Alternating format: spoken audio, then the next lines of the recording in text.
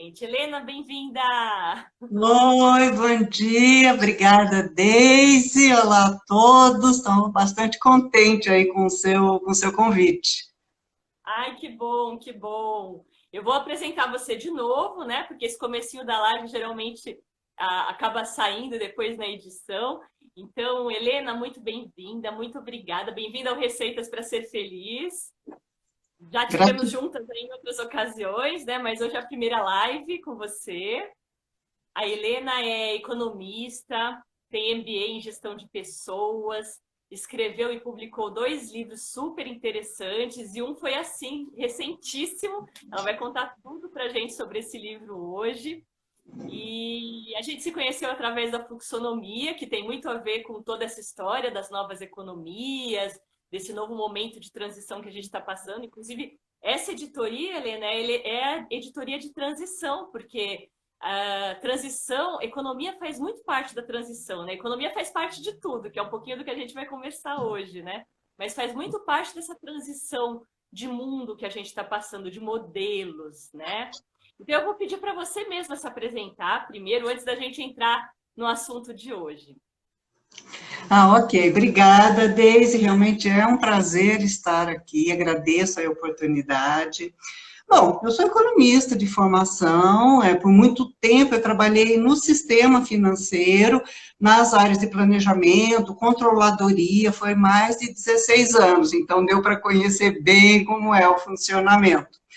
Aí depois eu saí e conheci a economia solidária, né, a questão das cooperativas, das moedas sociais, dos clubes de troca, me encantei, né? Eu mesma tive uma ONG também, eu gostaria de trabalhar um pouco mais as questões sociais, né? E, por fim, eu conheci as novas economias, né? Através da fluxonomia, então eu percebi que realmente é um descortinar, aí, um novo panorama, é uma nova conjuntura que a gente precisa estar preparado, então, para otimizar as possibilidades que essa conjuntura traz para a gente.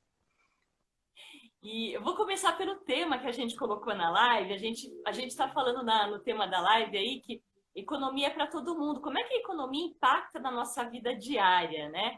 Então, eu queria que você desse algum exemplo, ou contasse alguma coisa que simboliza isso, que economia realmente é uma coisa que todo mundo tem que entender um pouquinho. E eu sei que você é muito boa nisso. Inclusive, gente, aproveitando, a Helena tem um canal de podcast chamado Simplifique, que ela simplifica as explicações de economia. Até já falei para minha filha que vai fazer relações internacionais, falei, filha, você tem que se ligar na Helena, você tem que aprender economia ali com ela, que vai ficar mais fácil na faculdade. Ah, obrigada. Bom, na verdade eu tenho um canal no YouTube, né, e no meu site também eu abri uma ala específica para essas questões, né, lá eu falo de economia, das novas economias, um pouquinho de empreendedorismo, finanças, não é, que são assuntos que a gente precisa conhecer, mas desmistificando um pouco essa questão do economês. Eu acho que é fundamental que a gente tenha condição de, por exemplo, ler ou ouvir um noticiário econômico e saber o que está sendo falado ali. E, principalmente, perceber como cada coisa ali pode impactar na nossa vida, no nosso cotidiano.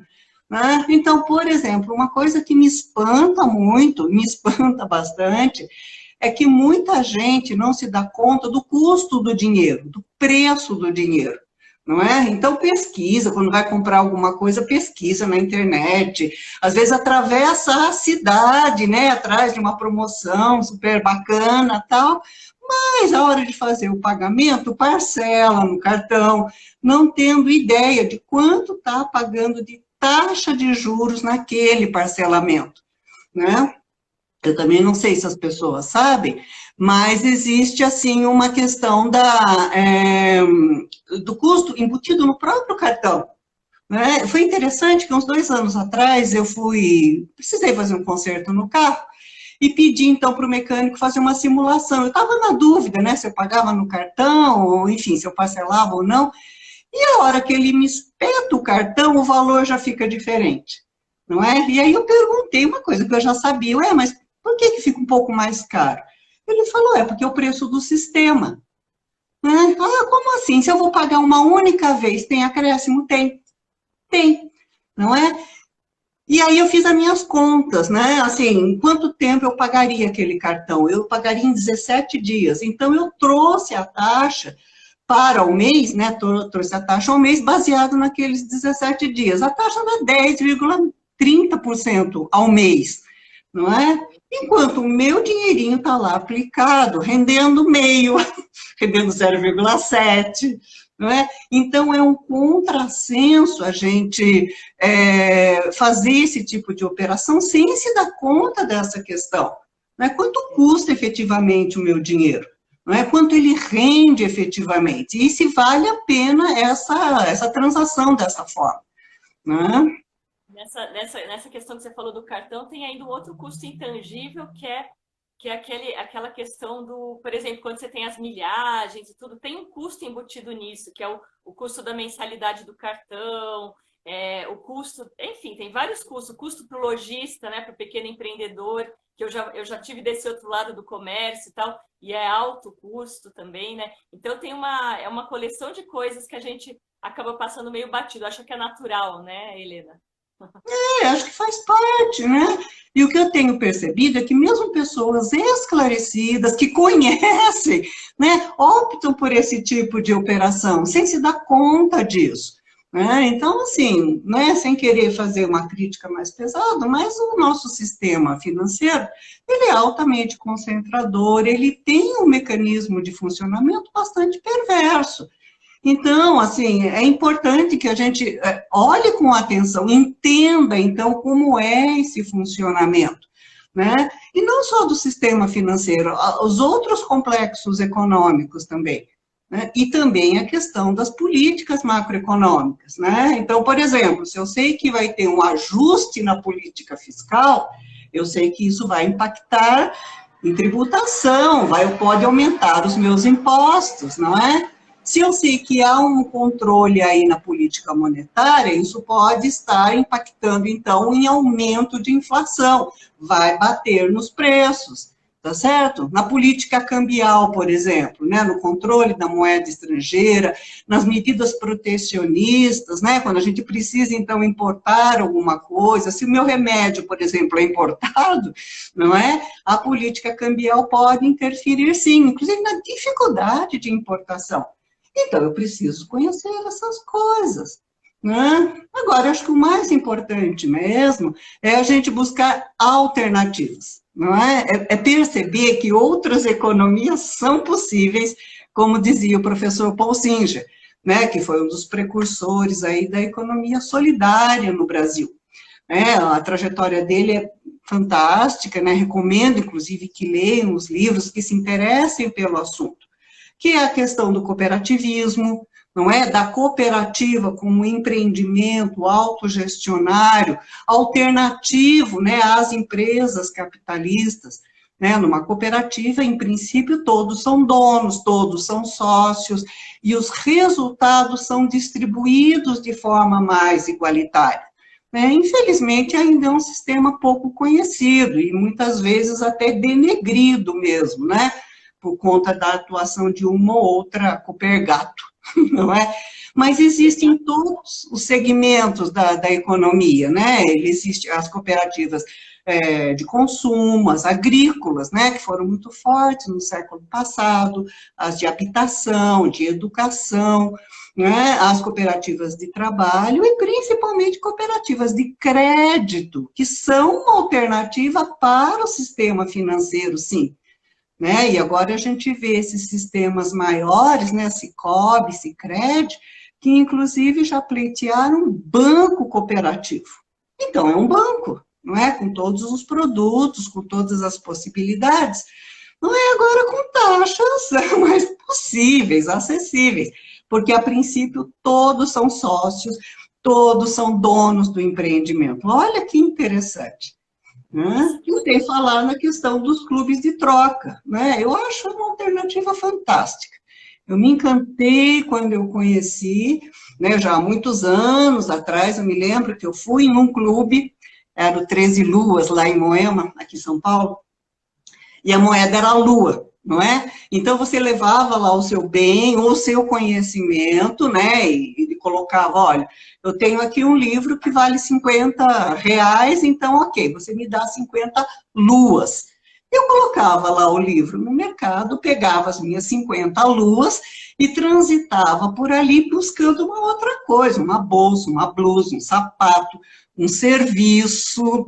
Eu vi que tinha gente lá cortando cabelo, eu vi que tinha gente lá abrindo cartas de tarô. Eu fiquei encantada com aquilo, encantada, não é? E agora, atualmente, nós temos, inclusive, plataformas online de trocas, que é o caso da Permuto, né, que fizemos até uma parceria aí recentemente. Então, ela é mais legal porque ela é mais abrangente em relação ao clube físico, não é? Porque ela fica online, então não tem tempo determinado, não tem espaço determinado, mas é aquela moeda social criada pela própria comunidade e que é aceita para facilitar as trocas. Eu acho fascinante. Querida, eu quero comentar essas coisas que você falou, mas antes deixa eu trazer uma pergunta aqui. O Átila trouxe uma pergunta. Quando aparece sem juros, significa mesmo sem juros? Olha, assim, quando aparece 6 vezes ou tantas vezes sem juros, é sempre bom perguntar, à vista tem desconto? Porque se à vista tiver desconto, não se iluda, não é isenta de juros, não. Tem juros, sim, senhor. Né? Então, eu sempre pergunto, né, quando falo, você pode parcelar 6 vezes no cartão, mas se eu pagar à vista, tem desconto? Se tiver, eu prefiro, se eu posso, obviamente, não é? Se eu posso, eu prefiro, então, pagar à vista. Não é? Porque eu sei que o dinheirinho, né, que está rendendo lá, está rendendo muito, muito menos do que os juros que eu estou pagando ali no parcelamento do cartão. Sem dúvida, nenhuma. Eu acho que tem esse movimento da gente se tornar, conhecer mais sobre esses assuntos, e a gente se tornar mais protagonista da nossa própria vida, de cuidar do nosso próprio dinheiro, da nossa própria existência em si, né? Porque o dinheiro faz parte da existência, né? É o que vem do nosso trabalho e tal. Mas eu queria comentar uma coisa, que você falou aí do panorama todo de coisas maravilhosas que já existem, e uma coisa interessante é assim, né? As pessoas sabem tão pouco sobre isso, e o que a pessoa não conhece, que ela ignora, acaba ficando num campo, tipo, isso parece complexo, eu não vou nem tocar nisso, eu não quero entender, tal, porque a cooperativa mal sei o que é, o que é isso de novas economias? Então, como é muito novo, a mídia não fala, né? A mídia não fala sobre essas coisas, e por isso as pessoas acham complexo, estou falando a maioria, né? Não quem já gosta de estudar isso, mas acham complexo e acabam não olhando. E por isso eu acho esse seu movimento de simplificar, né? De fazer um livro, vou querer que você entre no livro, porque o livro ele conta de um jeito muito simples, eu acompanhei um pouquinho a tua trajetória escrevendo o livro, então você chegou a apresentar a ideia lá para a gente, tudo, então eu sei um pouquinho do que você fez, eu entrei aí na Amazon para dar uma olhada, vi que tem um gostinho, inclusive quero te agradecer, eu vi que eu estou nos agradecimentos do livro. Agradeço. Vou com certeza, vai ser um prazer. Mas eu acho que essa questão de você conseguir explicar de um jeito super simples as coisas ajuda a conectar as pessoas de que isso faz parte da vida delas. E eu andei assistindo muitos TED e outras apresentações da Kate Raworth, porque eu estou estudando inglês com economia Donald com a Simone, que não está aqui hoje, mas a gente está estudando. E aí, esse estudo, assim, deu para perceber bem que, gente, é uma coisa natural que deveria englobar tudo, né? Deveria englobar a economia, a visão da economia deveria englobar tudo o que está acontecendo, toda a nossa vida, as relações, as trocas, tudo deveria estar englobado, só que a gente não tem essa visão, é uma coisa separada lá fora, né? É o dinheiro no banco, é muito limitado. Então, eu estou toda dessa introdução para que você conte do teu livro, a ideia do livro e essa ideia que tem de onde nós viemos, onde nós estamos e para onde estamos indo, porque eu acho que o livro traz um pouco isso. Cada ilha representa um pouquinho o passado, o onde estamos agora e para onde podemos ir. Então, a palavra é com você. Ok. Eu gosto muito da metáfora do peixe, né? Inclusive a professora Haworth, já que você mencionou, né, da economia Donut, que é aí agora já um best-seller, não é? ela fala isso, né, que como peixes nós somos alheios ao meio líquido que a gente vive, não é? Eu escrevi também um artigo, e isso tem a inserção no livro, onde eu faço a metáfora mesmo, né, quando a gente pergunta para o peixe, o que é viver na água? Ele vai perguntar, mas o que é água? Né? É aqui onde eu vivo. Né? Peixe, como é que é nadar contra a corrente? Eu estou nadando do jeito que eu acho que tenho que nadar. Não percebe que está nadando contra a corrente. E, principalmente, corre o risco de morder as iscas apetitosas que vão surgindo pelo caminho. E aí, depois que mordeu a isca, você está frito, né? Literalmente. Tá certo? Então, é fundamental. As iscas aí para você. Eu já mordi várias iscas erradas na minha vida, em outros momentos da minha vida. Mas oferta de empréstimo, oferta de parcelar carro e não sei quantas vezes, coisas desse tipo, né? Que, tô num momento difícil, tal, daí você entra no empréstimo sem... E a minha reação às vezes era, eu não quero nem saber direito quanto é, porque não sei quantas vezes eu vou pagar essa casa ou esse carro, então é melhor eu nem saber direito. Então, mas olha, fazendo a minha culpa de que eu já fiz isso várias vezes. Mas eu vou te falar uma coisa, Daisy, não é só você, não. Eu lembro quando eu estava no Banco Auxiliar ainda, há muitos anos, no extinto Banco Auxiliar, há muitos anos atrás, um colega de departamento, ele estava comprando um apartamento. E na hora que eu olhei o contrato e vi a taxa de juros, eu caí da cadeira, né? Falei, poxa, mas você vai pagar tudo isso? Ele falou, eu só quero saber se as prestações cabem no meu bolso. Se couber no meu bolso, não quero nem saber o que estou pagando de taxa de juros. E eu achei interessante que esse mecânico que eu mencionei, ele falou exatamente a mesma coisa, que as pessoas pedem para parcelar assim, e que se pudesse parcelar em 20 vezes, em 24 vezes parcelaria, sem se dar conta que o juro é acumulativo, é juros sobre juros. Então, quanto mais longo o prazo, maior é a taxa de juros que você paga. Não é? Então, esse alinhamento, né, essa indiferença em relação ao custo do dinheiro pode custar muito caro. Né? Então, acho que é fundamental que a gente entenda isso, sim. Né? Agora, a respeito da economia, do livro, assim, né, a ideia já me surgiu muitos anos atrás, quando eu lecionava economia, né, e eu lembro uma vez que eu estava numa sala de direito, e os alunos, quando eu comecei a falar, né, os alunos já falaram, não, peraí, professora, não queremos saber de número, não queremos saber de nada exato, não. A gente já veio fazer direito porque a gente não gosta dessas coisas, né? E eu expliquei, falei, não, é uma ciência humana, né, que analisa o comportamento, basicamente comportamento econômico, não é, para dar os devidos direcionamentos, considerando que os desejos são infinitos, os recursos são escassos, que é um pressuposto do nosso sistema, né? O recurso é escasso, não tem para todo mundo, não é? Então, ok, eles aceitaram, mas daí, a hora que eu comecei a dar aula, abri um gráfico, coloquei um gráfico na lousa, eles quase me puseram para fora. Não, credo, oh, que horror, né? Mas a forma gráfica era uma forma muito mais fácil de entender ali o mecanismo de mercado que eu estava tentando explicar. Então, eu senti assim que é importante dissipar um pouco essa imagem que economia é complicado, que economia é uma matéria chata, que é difícil. Não precisa ser. Então, por isso eu escrevi o livro na forma de uma história, né? Aproveitando aí o storytelling. E eu me baseei, porque eu pensei assim, né? Para você conhecer a economia, tem que ser a coisa mais básica, né? Mais elementar.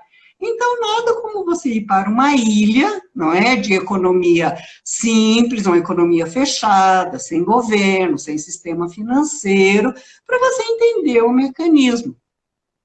Falei, bom, só que essa ilha também se relaciona com outras ilhas a hora que abre a economia. Então, é melhor você conhecer um arquipélago, não é? E aí eu lembrei das viagens de Gulliver, né? Para quem conhece a história, é um clássico do século XVIII. Em princípio, foi considerado livro para criança, mas não é para criança, não, viu? Ele faz uma crítica severa ali aos sistemas, né? Inclusive aos costumes da época, né? Na Inglaterra.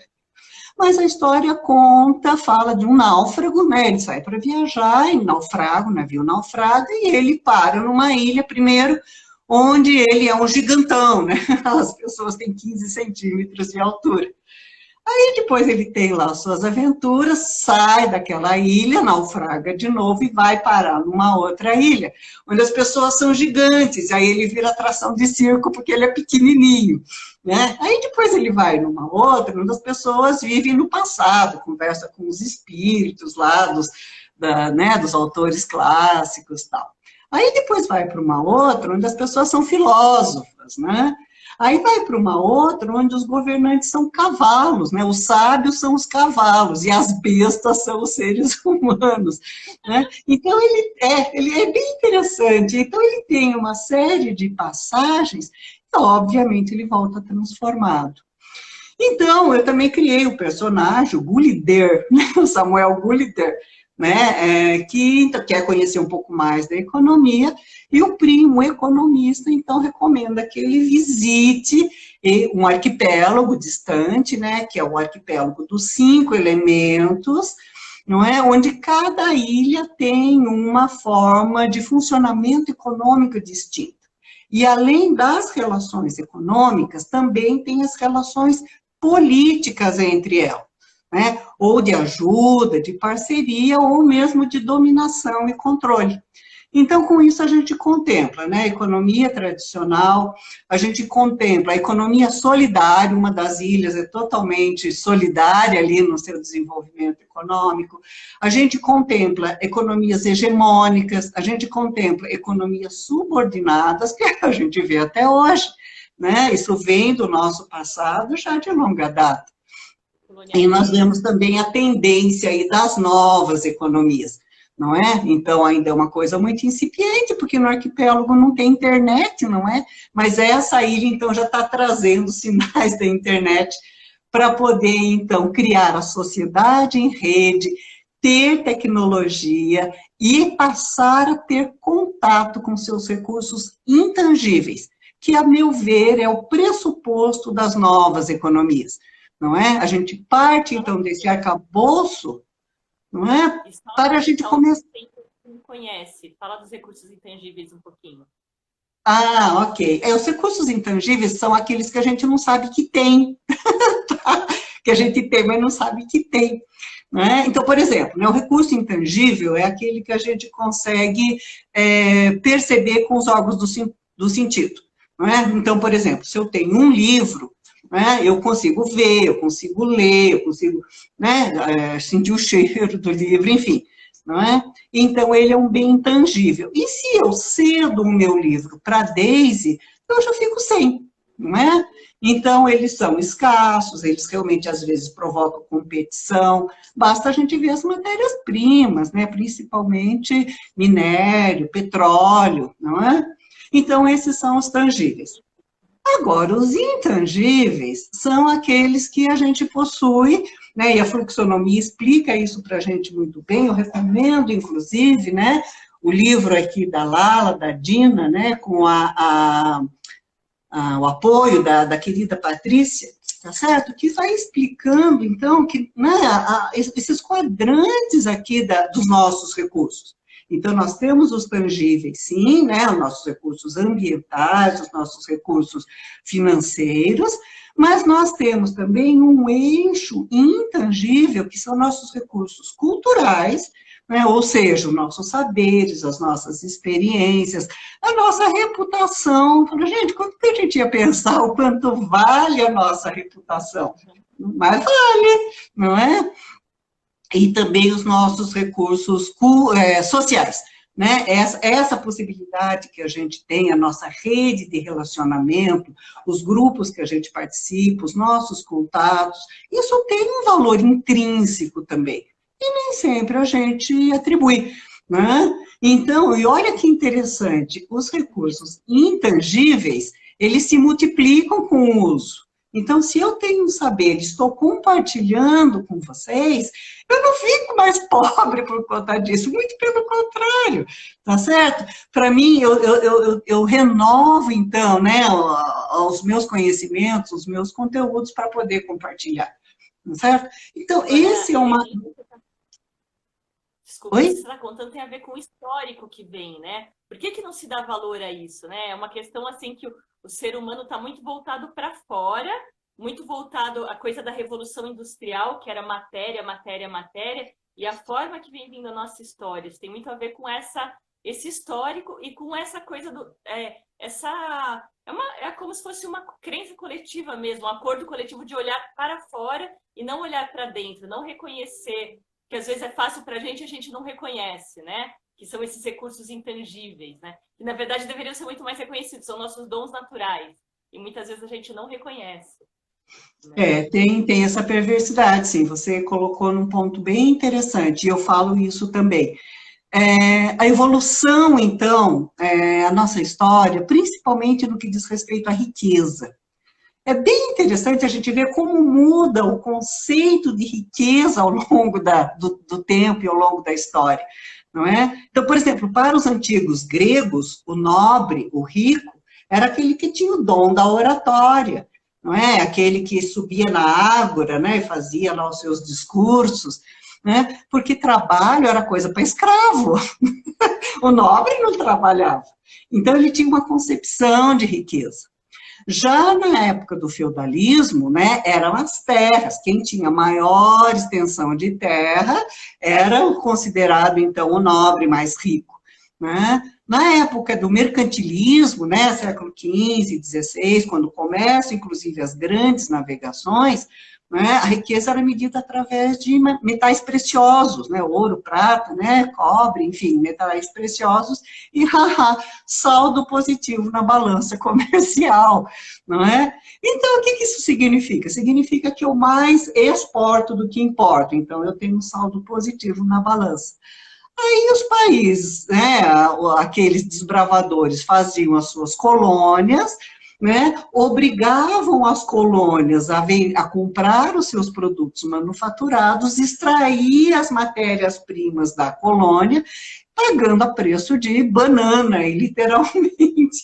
Né? Então, é claro, ficava muito fácil ter saldo positivo na balança comercial, mas era esse a medida da riqueza.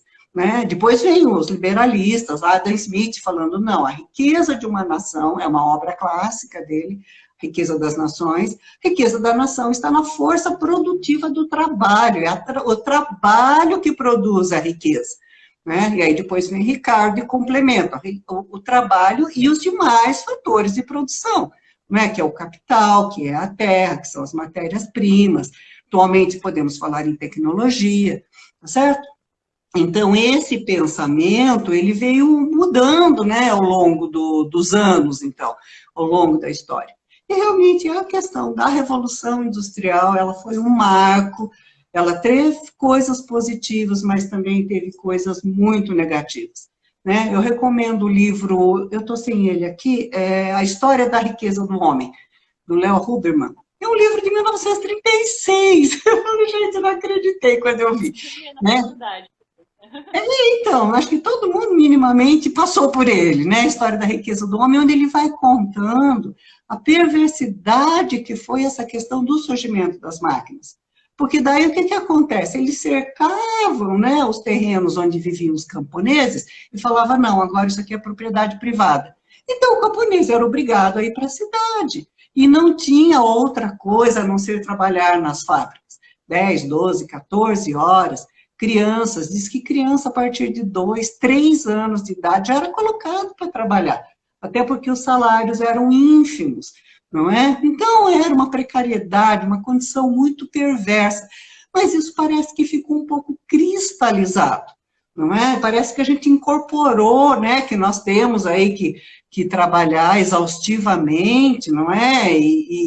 Inclusive em detrimento da nossa própria integridade, da nossa própria saúde, para poder, então, ter um bom salário, para poder fazer uma carreira. Será que precisa mesmo ser assim? Né? Em 1844, 28 tecelões, cansados de tanta exploração, é interessante a história, eles juntaram 1 libra esterlina durante 1 ano, olha como eles ganhavam mal, né? Como ganhavam pouco. juntaram uma libra esterlina durante um ano e com 28 eles criaram o que foi conhecido como a primeira cooperativa de consumo. Era um tipo de um armazém, assim, né? E na época todo mundo debochou, falou, imagina, isso não vai dar certo. Mas deu, né? Porque eles conseguiam oferecer produtos de qualidade e todos eles eram sócios, todos eram donos, então todos trabalhavam com muito afinco, não é? Então o empreendimento deu tão certo que espalhou para o mundo inteiro, né? Vou aproveitar e puxar um comentário aqui da Maria Clara, porque você está falando aí de uma exceção, né? Uma colaboração no momento em que só havia concorrência. A Maria Clara colocou aqui, concorrência acontece na competição. Qual o ponto de convergência para a cooperação e a colaboração? E aí ela colocou também, acho engraçado notar que na Grécia Antiga, a riqueza era intangível, né? A riqueza estava mais desse intangível, né? Sim, né? E é interessante a gente perceber isso, né? Que realmente é maleável esse conceito, né? Agora, da Revolução Industrial para cá, depois das revoluções burguesas, na verdade, né? A Revolução Francesa, a Industrial, né? Se instaurou esse nosso sistema capitalista, né? Esse nosso mercado liberal, com, né? Às vezes até bem pouca intervenção do Estado, do governo na economia, né? Isso ficou tão cristalizado, né? Essa adoração ao Deus capital, e a gente vê a perversidade disso, Deise, sabe? E amigos, né? A gente vê a perversidade disso. Ele é efetivo. Teve uma época que eu trabalhava no Diese e a gente fazia um pouco os estudos da questão da PLR, que é a distribuição, né, de lucros e resultados. No caso, era o sindicato dos bancários. Então, o que eu percebi? Que a distribuição do resultado dos bancos, que não é pequena, diga-se de passagem, não é? É assim, pela lei, a distribuição do resultado para os funcionários era, no máximo, 5% do lucro líquido já tributado. Mas, assim mesmo, ainda incidia tributo. E considerando que o número de trabalhadores é bastante grande, então, para cada um vinha uma parcela bem pequenininha daquele resultado.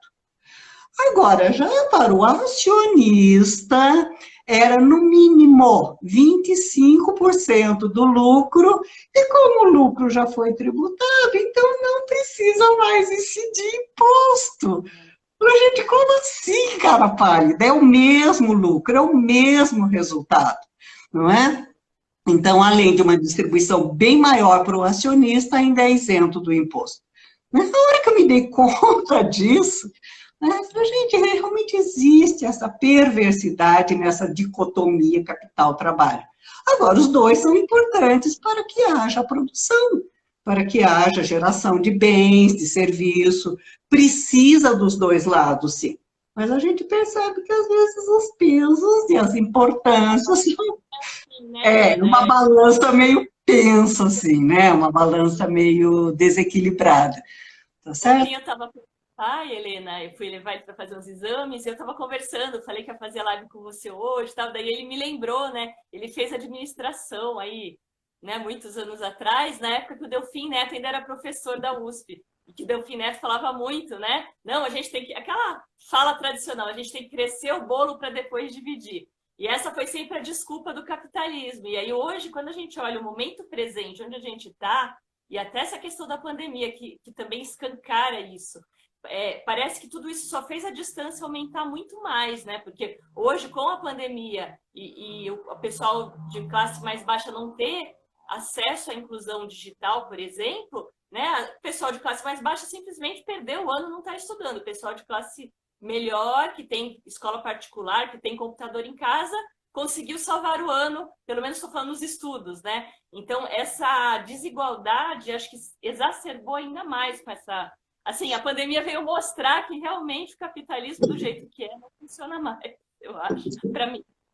Esse discurso, desde eu estou vendo aqui, eu estou com luminária para todo lado, mas eu estou vendo que a minha imagem está escura. Ela está escura mesmo? Tá um pouquinho, mas tá ok, dá para ver. Tá dando para ver. Então tá bom, ok. Eu desloquei um pouco uma delas, vamos ver se fica um pouco melhor. Bom, o que você está falando, na verdade, é um discurso hegemônico, né? E no livro eu mostro isso.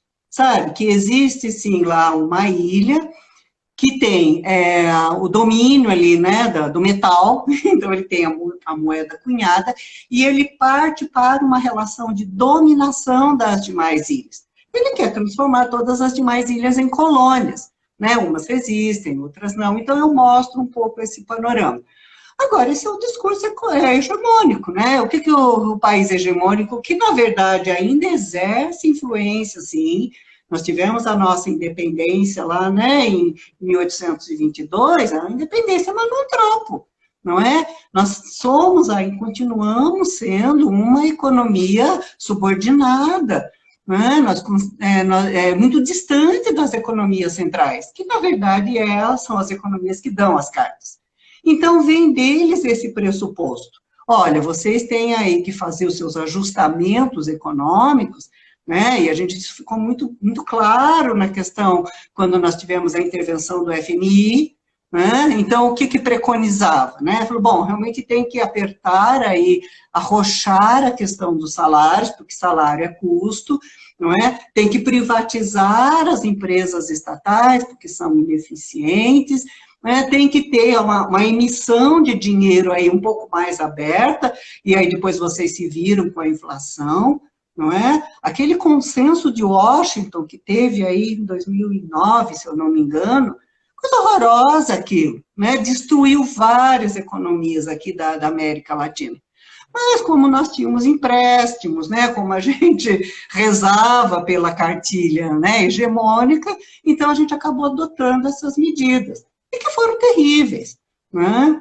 Então, é um discurso perverso. Aliás, eu tive na faculdade uma professora que ela foi professora do Delfim Neto. Ela falava dele, sabe? Ela falava, olha, ele é um monstro, né? Monstro, assim, de muito conhecimento, e realmente para quem lia os artigos que ele escrevia, né, na Folha. Eu lembro uma vez que ele escreveu um artigo falando assim, a situação está clara, por mais que a gente torture os dados com as ferramentas macroeconômicas, né, com os estudos econométricos, por mais que a gente torture os dados, a gente acaba chegando nessa situação. Então, ele era muito inteligente, muito capaz, e que fazia parte de um contexto que, né, era o que, enfim, era o que era na época, tá certo? Mas, assim, o mais legal disso é que agora a gente pode começar a pensar em cortar um pouco essas amarras, não é? Então, assim, tem gente que fala, mas por que eu preciso saber economia? Porque eu não vou, né, contra as políticas do governo, eu não vou contra o sistema financeiro. Não, não vai, claro, né, você não é nem louco, né? Mas você já começa a se posicionar de uma outra forma. Então, por exemplo, uma colega fluxonomista, a Sandra, ela me perguntou, falou, Helena, existem investimentos com fundo social? Né? Eu estou preocupada de deixar o meu dinheirinho alimentando aí a ciranda financeira. Aí eu fui pesquisar, eu escrevi 6 artigos a partir dessa questão dela, 6. Estão todos lá no meu site. Aliás, tudo que eu estou falando, né, pode ser encontrado lá no meu site, que além dos artigos, eu ainda ponho um videozinho de 4 a 6 minutos falando do assunto. Né? Aí eu fui pesquisar, falei, não, existe sim. Né? Você pode investir, por exemplo, né, na questão das cooperativas. Você não precisa atuar através de um banco. Né? Agora tem as fintechs, né, que são essas instituições mais enxutas. Existem fundos com encaminhamento social, ou seja, parte desse recurso é direcionado para projetos sociais, e você tem a devolutiva, você tem o retorno desse investimento, não é que você investe a fundo perdido, né? Então, existe algumas alternativas, sim. Agora, existe também a questão por exemplo, das criptomoedas, né, que é alguma coisa que tem surgido e, né, parece que está meio que revolucionando a questão do próprio funcionamento, não só do sistema financeiro, mas da forma, né, como a gente se relaciona, né? Contratos, por exemplo, você já não precisa mais passar pelo cartório, não é? Essa relação contratual você pode fazer através do blockchain, né? Os direitos autorais mesmo do meu livro, né, que eu requeri, né, está lá cadastrado no blockchain, no sistema blockchain, tá certo? Eu confesso que eu tenho um pouco de cautela ainda, porque é um sistema sem qualquer regulamentação, não é? Então, se eu tenho problema, se eu adquiro, por exemplo, os bitcoins ou qualquer outra criptomoeda, e tem algum problema, alguma irregularidade, se isso for possível, eu não tenho a quem recorrer. Porque país nenhum responde por essa moeda, órgão oficial nenhum fala por ela, né? E aí aquela coisa do não saber, né? Eu tenho um amigo que investiu dinheiro aí também, através de uma corretora, e aquela coisa. Daí ele não tem para quem reclamar, a corretora fez alguma coisa irregular e ele não viu mais a cor do dinheiro, umas coisas assim que acontecem, né? Mas antes da gente falar um pouquinho das novas moedas, deixa eu até colocar aqui que a Márcia, que está aqui, super interessada, que está lá no nosso clube também, ela fez o curso lá com o Júlio Monteiro, lá na Casa Nietzsche, que eles estão experimentando uma moeda social. Então, a gente vai falar disso já, mas por conta do tempo que eu estou cuidando aqui, a gente falamos um pouquinho do nosso passado, de onde a gente veio, falamos de como está o momento presente, isso tem muito a ver com o seu livro, porque você tem ilhas também que são mais do passado, mais a do momento presente, você também tem as ilhas das possibilidades futuras. E eu queria fechar essa questão, alinhando o livro com esse passado, presente e futuro, para você falar um pouquinho desse futuro possível, das coisas que estão se desenhando aí no panorama econômico. Eu queria que você comentasse um pouco disso antes da gente falar das novas moedas. Na verdade, as novas moedas são parte disso, então você pode engatar uma coisa na outra, mas vamos fechar nesse assunto aí também para fazer a sequência do livro. Ah, ok, tá certo. Bom, como eu falei, né, eu acho que a tônica das novas economias realmente é a questão da sociedade em rede, que a gente vê cada vez mais estruturada, não é? Dessa tecnologia que cresce exponencialmente e também desses nossos recursos intangíveis, dessas possibilidades que nós temos. E isso está trazendo para a gente muita acessibilidade, não é? Então, eram recursos que já estavam disponíveis, mas não eram acessíveis. E agora a gente está conseguindo esse acesso, né? Eu sempre dou o exemplo, né, do programa que eu tive, por exemplo, na TV São Caetano, né, há muitos anos atrás, né, logo que eu saí do banco e tal. Então, era uma TV VHF, UHF, não sei, bem pequenininha lá em São Caetano. Aí eu fazia entrevistas teatralizadas, então eu, né, fazia lá um script com o entrevistado, nós íamos lá para São Caetano, eu lembro que eu levava tapete, quadro, vaso, decoração, porque não tinha nada, não estava lá, né, o cenário, e aí nós fazíamos a gravação, aí o editor editava para a gente, né, o produtor lá editava, aí ele fazia aquela fita master, aí eu tinha que transpor da fita master para a fita menor, tá certo? E futuramente, bem depois é que eu transferi isso para um DVD, tá certo? Era um trabalhão para um alcance desse tamanhinho, e tinha custo também, óbvio, né? A televisão me cobrava por isso, tá certo? Hoje, o que nós temos? A gente tem aqui o celular, eu coloco, faço o meu vídeo, eu mesmo edito, tá certo? Vinculo aí nas mídias sociais e eu consigo, então, atingir um número infinito de pessoas. Eu não tenho nem ideia, né, de quantas pessoas eu consigo com um mínimo de esforço, né? O caso do meu livro também, há uns 20 e poucos anos atrás, eu tentei publicar um livro, mas a editora falou que não tinha pegada comercial e recusou. Tanto trabalho para escrever, né? Não, sinto muito, me dava um royalty desse tamanhinho, sabe? E agora, olha, eu mesmo escrevo, né? Eu tive a colaboração fantástica da Maria Clara, que me ajudou nessa parte de revisão, ela fez um trabalho primoroso, agradeço, né? Eu tive lá o apoio também de meus amigos economistas, que me ajudaram a dar consistência aí para o livro, né? Que eu também agradeço, e pessoas que eu consultei, né, que me trouxeram, então, elementos. Mas percebe, foi uma coisa, né, que foi fazendo, foi bem fluida, né, foi meio orgânica, assim, e de repente eu estou com um livro numa livraria internacional, né, se você abrir lá a Amazon do Japão, por exemplo, meu livro está lá, está em português, mas está lá. Então, essa possibilidade, essa acessibilidade, então está mudando um pouco o panorama do nosso funcionamento sociopolítico e econômico, né? Então, qual que é a pegada? Qual que é a chamada?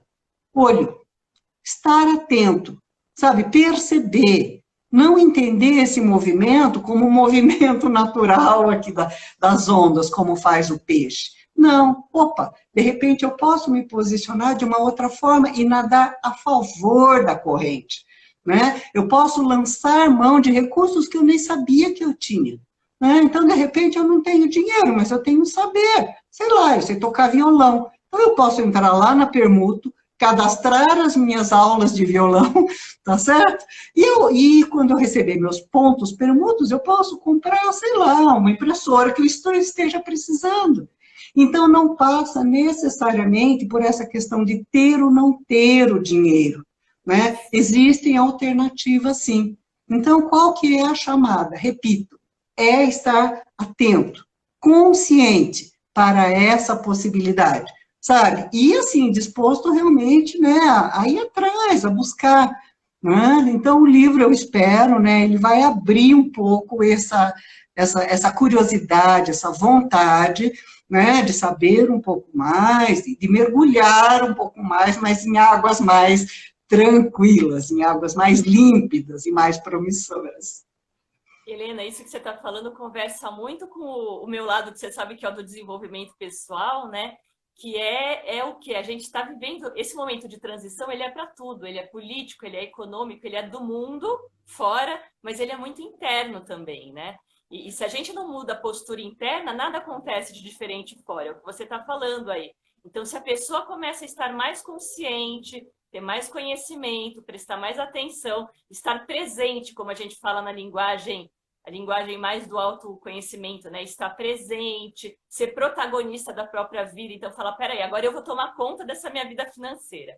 Vou pegar aqui, vou realmente olhar, vou olhar qual que é a melhor opção, o que eu tenho para fazer agora. Então, é muito uma questão de postura, e que a gente foi muito acostumado a deixar todo esse poder fora, depender das coisas fora, das decisões econômicas, das decisões políticas, desde a decisão do pai e da mãe, quando a gente era pequeno, né? Então, eu acho que é muito as coisas se conversam muito, é muito interessante, porque é uma postura dentro e uma postura fora ao mesmo tempo.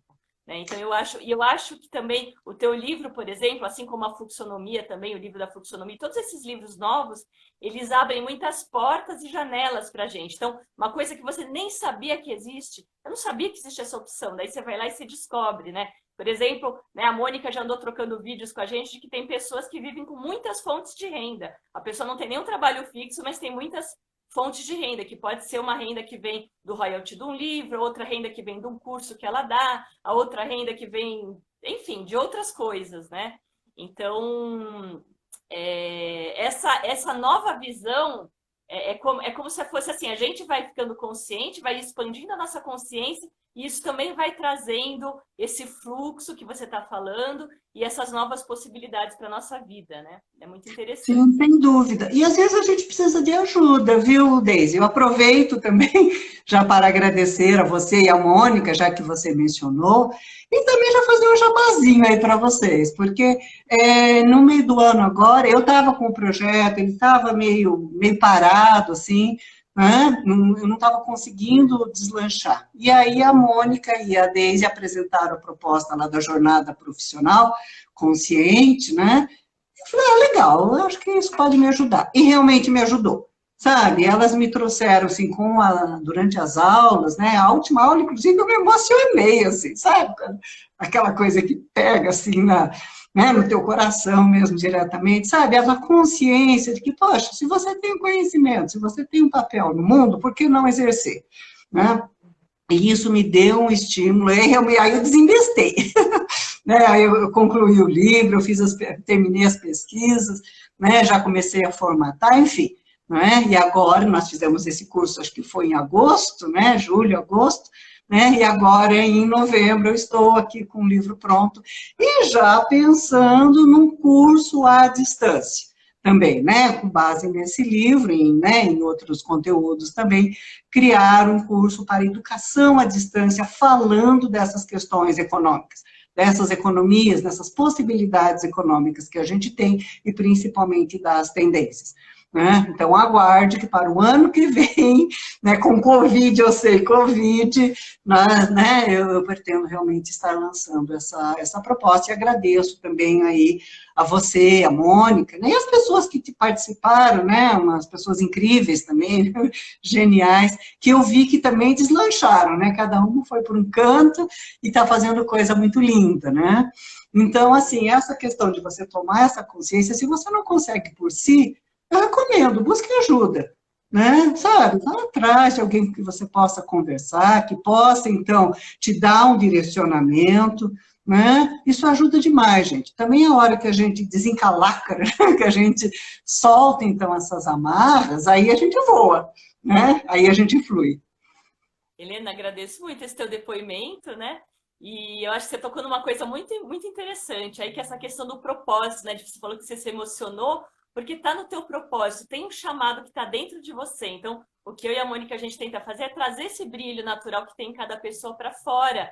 Você reconhecer e você valorizar o intangível, tem a ver com o que você falou. Valorizar esse intangível que está em você, que você precisa compartilhar com o mundo.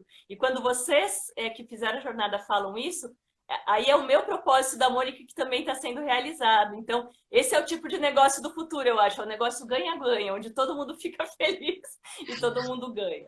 Mas aproveitando para como você falou da jornada, quero aproveitar e falar que a gente tem uma jornada nova que vai começar agora em janeiro. Quem quiser saber, entre em contato comigo, que tem uns descontinhos aí para novembro e dezembro para quem fecha antes, né? Então, bem legal falar disso. Querida, tá chegando quase no finalzinho, vou ter que fazer suas propagandas agora. Foi rápido, né? Foi rápido. Nossa, Então, uau! foi rapidíssimo. A Helena tá com o livro já, realmente está super fresquinho, saiu semana passada, assim, o livro, né, Helena? Ainda nem tá totalmente... Ele já tá na Amazon Internacional, na Amazon Brasil, mas acho que ainda tem algum link para chegar. Mas o que eu vou me comprometer com o pessoal que vai estar assistindo ao vivo aqui, mas tem gente que vai assistir no Instagram depois, no YouTube depois. Então, eu vou editar sempre o texto que vem abaixo do Instagram e do YouTube, colocando aonde está o livro agora também, porque eu acredito que depois ainda vai vir o livro impresso, então vai ter várias opções. Então, eu sempre vou colocar nesse texto que vem abaixo desse vídeo. Vou colocar onde você pode encontrar os links para encontrar o livro da Helena, né, que se chama Ponte, deixa eu falar o nome bem certinho, Helena, Ponte entre a Economia Tradicional e as Novas Economias. Isso mesmo. Atual, né? Tá. Então, agora já está na Amazon. Hoje eu já vou colocar esses links aqui embaixo. E agradeço demais, Helena, admiro muito o seu trabalho. Fico feliz que vamos acompanhar a fase 2 também, que vai ser o curso. Vai ser ótimo esse curso também, com certeza. Ok. Só para complementar, Deise, assim, espero que tenha uns 5 minutinhos, assim, na Amazon Internacional, ele já está o livro físico e o e-book. Na Amazon brasileira, por conta de problemas de impressão, distribuição, está só o e-book, mas que, né, em mais alguns dias deve vincular também o livro físico. No meu site, eu coloquei um artigo fazendo uma resenha do livro, né, falando um pouco qual que é a proposta da história, né, eu falo ali também da questão da teoria dos 5 elementos, que é uma base na filosofia taoísta, para a gente entender melhor os aspectos políticos. Enfim, eu descrevo um pouco, e no fim do artigo, então, eu coloco os links, tanto da Amazon Internacional, quanto da Amazon brasileira.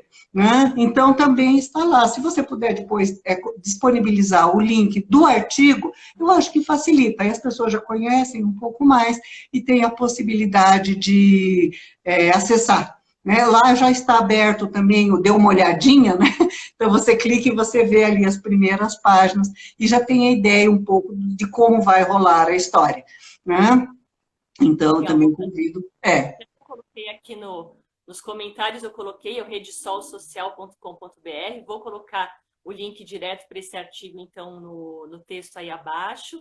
Entrei na Amazon e vi que tem várias páginas que o pessoal já pode ler, gente. Então, entra no link lá e dá uma lidinha para ver a pegada do livro, que está muito legal, está muito gostosinho de ler. Aí, até complementando, Helena, no teu site tem o primeiro livro que você escreveu logo depois que você acabou a fluxonomia, que chama Sim. Economias Colaborativas, né? Essa live foi muito curta, a gente vai ter que fazer outra depois.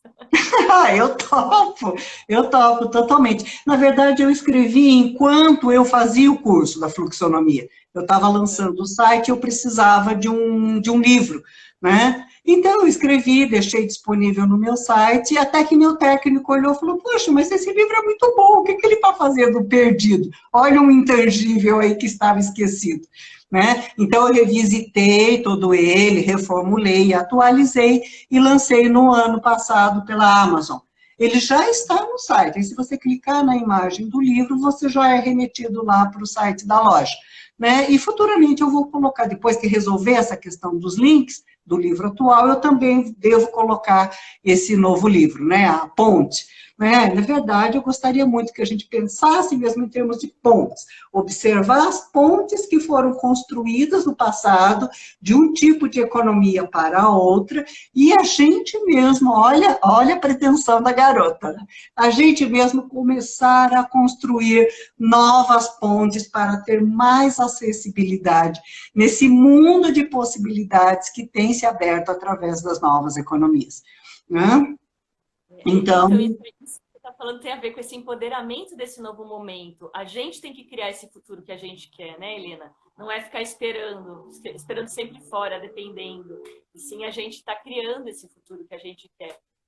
eu recomendo Buscando fortemente. sabedoria, conhecimento, buscando essas novas janelas, né? Sendo protagonista da nossa vida. Então, eu acho que é muito, muito legal. E o que você diria, já que o Insta está deixando a gente acabar com tranquilidade, o que você diria que seria a ponte para a receita de ser mais feliz nesse lado econômico da nossa vida aí para esse futuro? O que é essa ponte que a gente Olha, precisa eu ter? acho que antes de mais nada é bem isso que você falou, Deise, ter essa consciência, sabe, Fábio? Eu estou num contexto capitalista, mercantilista, eu vivo numa sociedade liberal que prioriza, sim, as questões de patrimônio, de capital, mas eu não quero ficar refém disso. Eu não quero ficar refém disso. Então, eu vou buscar conscientemente outras alternativas. Eu vou lançar mão desses recursos que já estão disponíveis, que praticamente não tem custo algum, né? Esses meus recursos, né, culturais, como diz a fluxonomia, né, esses meus saberes, as minhas experiências, conhecimentos, não é? E os meus graus de relacionamento, né, as redes permitem isso com muita facilidade. E vou tentar fugir um pouco do comportamento de manada.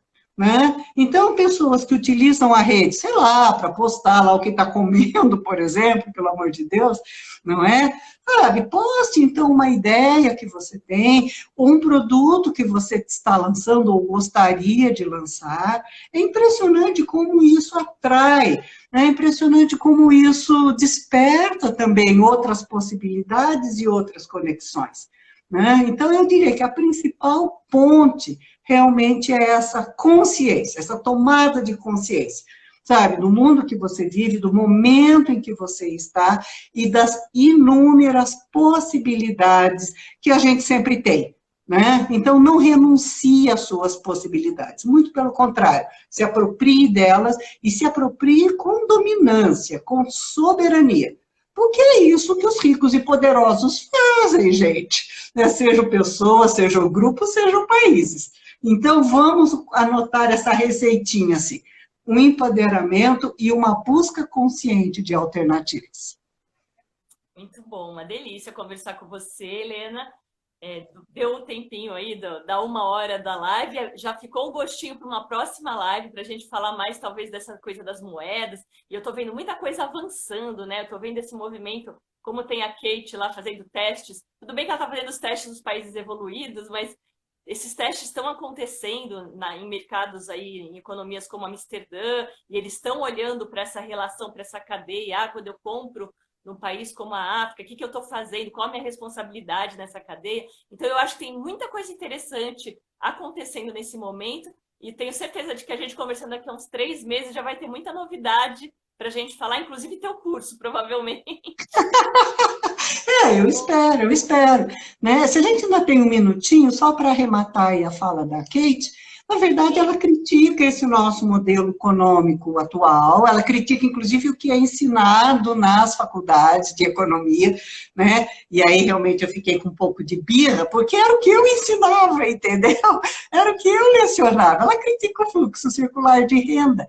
Tudo bem, é um modelo ultrapassado, é da década de 40, mas ele nos permite a gente ter, então, uma visão da circularidade da riqueza enquanto processo produtivo, do impacto que isso que tem quando entra o sistema financeiro no circuito, então a gente separa a economia real da economia monetária, que muitas vezes é especulativa, o impacto que tem quando entra o governo, porque parte da renda é desviada para o governo a título de tributos, o impacto que existe quando a gente abre a economia, então, para outros países. Percebe? É ultrapassado? Mas é o que nós temos, tá certo? Isso permite a nossa visualização. Mas acho que a crítica, né, o questionamento é muito importante, porque a gente sabe que precisa de uma revisão no modelo, né? Que entraram muitas variáveis depois, como as economias abertas, livre mercado, exportação e importação. A gente não pode mais olhar como o Brasil, a gente tem que olhar uma cadeia de países, na verdade, né? Do mesmo jeito que você tem que olhar a cadeia da produção, você tem que olhar a cadeia dos países agora, né? Não é só os Estados Unidos. O que acontece lá ou na China, a gente está sabendo muito bem que influencia aqui também, né? Aliás, está muito óbvio nesse momento para a gente que o que acontece em qualquer lugar do mundo influencia aqui. Então, eu acho que estamos num caminhar, estamos num momento, assim, claro que toda a base histórica sempre é importante para mostrar de onde a gente está indo e como a gente chegou nesse momento. Mas eu acho que tem muita coisa interessante já acontecendo, como a gente conversou nessa live, e que daqui a uns poucos meses vamos poder conversar sobre muita coisa a mais ainda. Inclusive na questão da gente mensurar isso, né, Deise? A Lala fala, a gente não mede a água com régua, tá certo?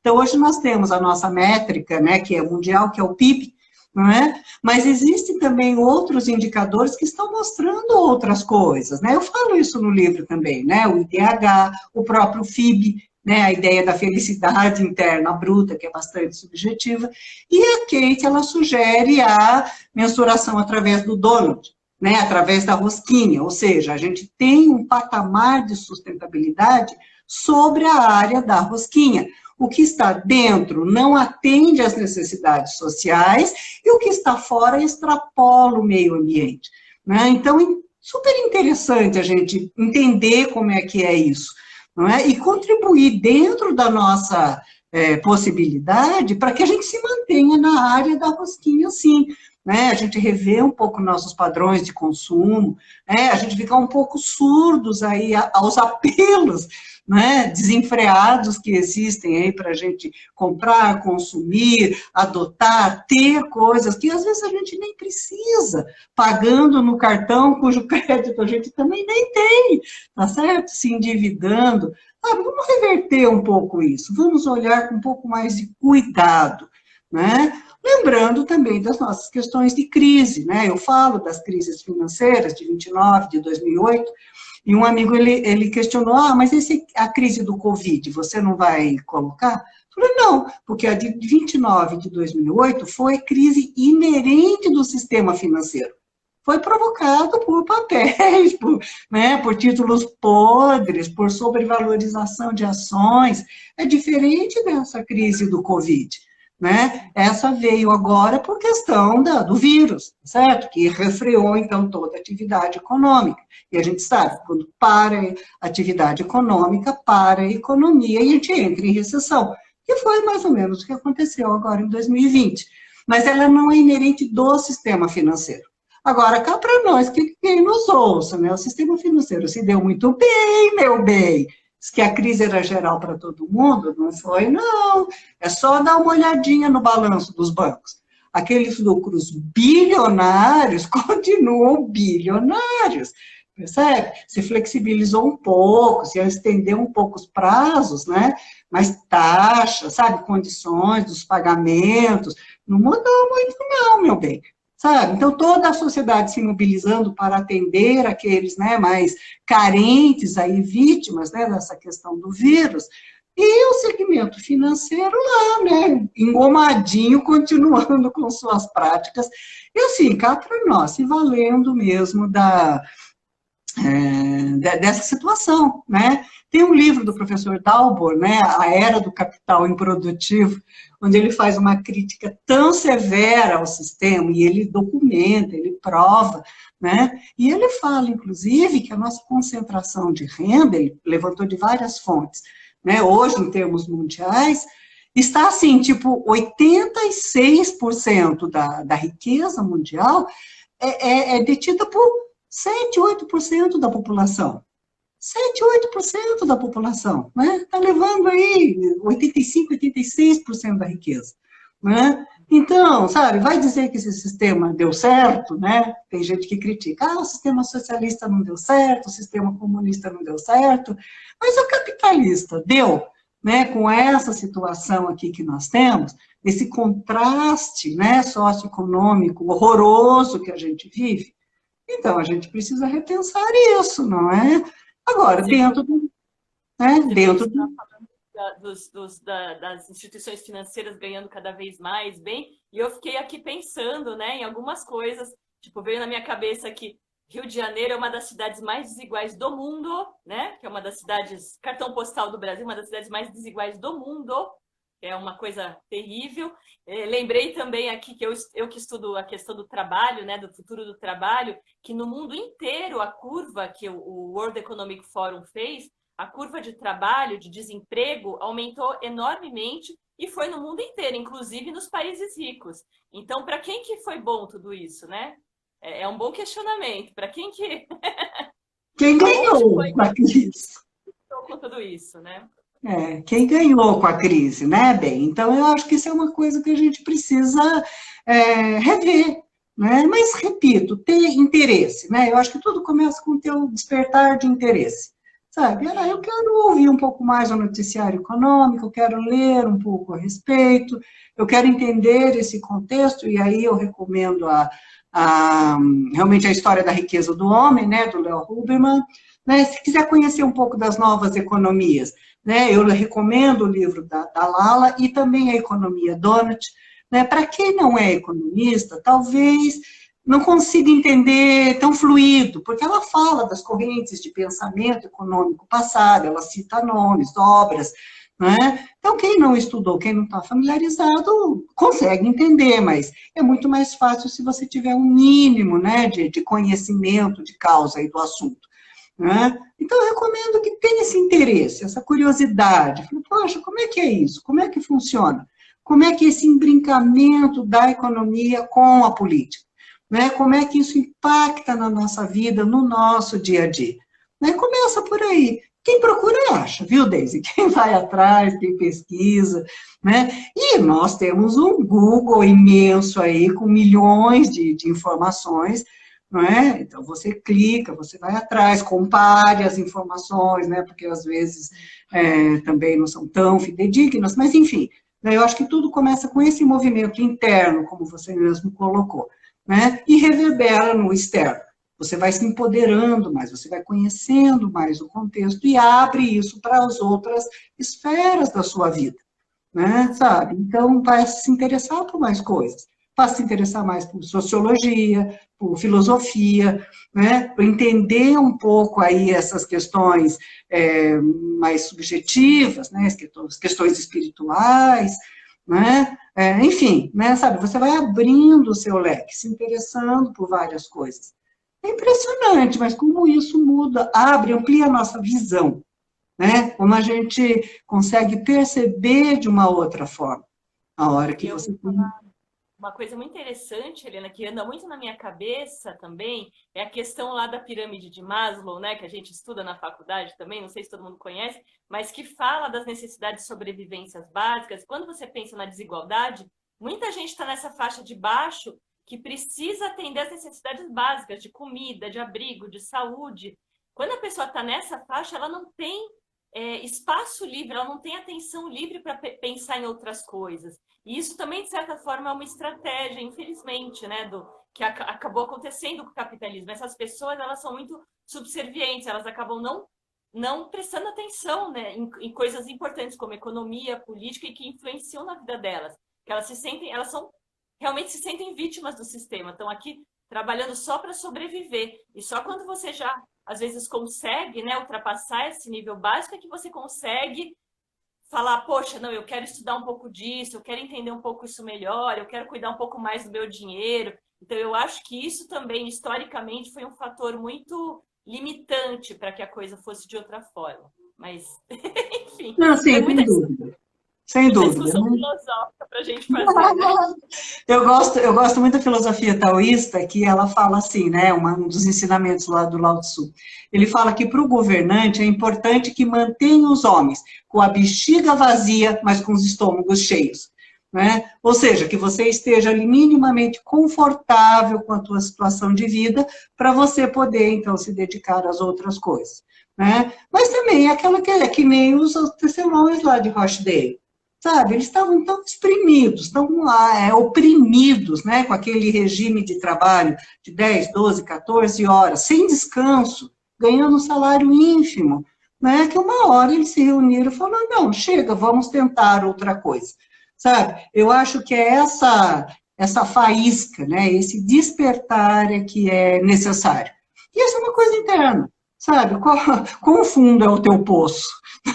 O quanto mais pode piorar a tua situação, tua saúde, teu bem-estar, tua família, para você dar um basta, né? É claro que a gente precisa do dinheiro, é claro que a gente precisa pagar a conta, é claro que a gente precisa comer, sem dúvida, né? Mas aí eu cito o versículo bíblico, né? Sabe? Jesus fala lá, né, em Mateus, se eu não me engano, eu li muito Bíblia, né? Ele fala, né, buscai primeiro o reino de Deus e toda a sua justiça, e todas as demais coisas serão acrescentadas.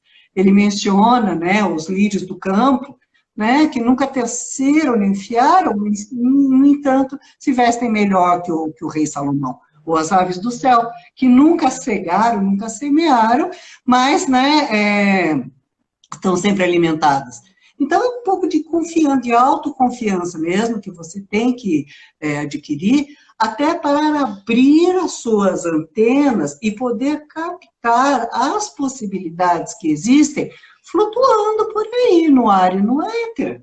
Né? Então, como eu falei, eu não tenho dinheiro, mas eu tenho uma competência, eu tenho um saber, ou eu tenho alguma coisa, eu tenho uma bicicleta velha lá encostada na minha garagem. De repente, o que eu posso fazer com aquilo? Sabe, a hora que, quem procura acha, né? A hora que você busca essas alternativas, então essas coisas começam a ficar mais possíveis, começam a aparecer para você. Você tem que dar o primeiro passo. Muito bom, querida. Muito bom bater papo com você. A gente podia ficar a tarde toda aqui, aproveitando que o Instagram não cortou. Mas vamos fazer uma live 2, assim, lá para o começo do ano, fazemos uma live 2, que aí a gente vai ter mais assunto e mais novidades para trazer também. Muito grata, lembrando para o pessoal de casa que o livro da Helena, novinho, está aí na Amazon, vou deixar os links aqui abaixo, tanto no Instagram como no YouTube, sempre atualizados. E, Helena, muita gratidão mesmo, que você consiga continuar espalhando esses teus conhecimentos maravilhosos por muitos lugares. Depois vou até te falar que você já recebeu um convite aqui, que eu recebi um convite para você. Eu sei que você gosta de compartilhar conhecimento. Então, é isso, querida. Muita gratidão. Tá, obrigada. Bom, eu quero só me desculpar aí com as pessoas, eu não estou conseguindo ver as pessoas que estão entrando, os comentários, agradeço aí a participação de todos, né, as pessoas que acompanharam, que participaram, agradeço você, desde esse convite lindo, vem acompanhando, né, eu ficava lá de olho comprido, falei, um dia chega a minha vez, né, e chegou. Estou bastante feliz com isso, né, um super beijo, então, e estou disponível, a hora que precisar, né, pode contar comigo sim. Tá bom? Muito bom, querida. Gratidão. E para todo mundo de casa, obrigada aí pela audiência. E até o próximo Receitas para Ser Feliz. Até o próximo. Gratidão.